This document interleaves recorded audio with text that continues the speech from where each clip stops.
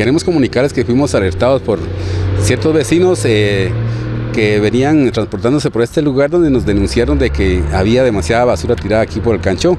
Nos apersonamos con el personal adecuado para poder hacer la limpieza respectiva, pero también encontramos ciertas evidencias donde involucra directamente a una empresa, la cual pues ahorita pasaremos directamente el caso al juzgado de asuntos municipales, quien determinará qué es la sanción que le procede a esta empresa. ¿Qué fue lo que se pudo localizar?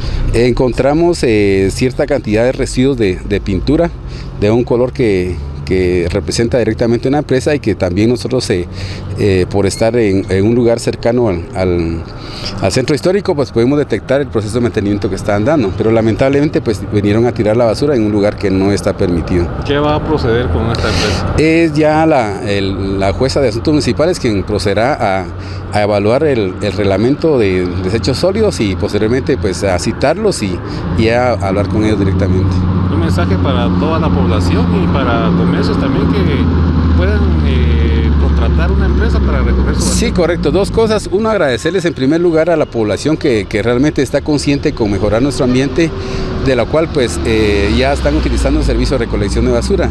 Otra, pues agradeciendo a la población que nos apoya en el sentido de denunciar ese tipo de problemas que se están dando, porque consideramos que todos debemos de utilizar el servicio de recolección de basura.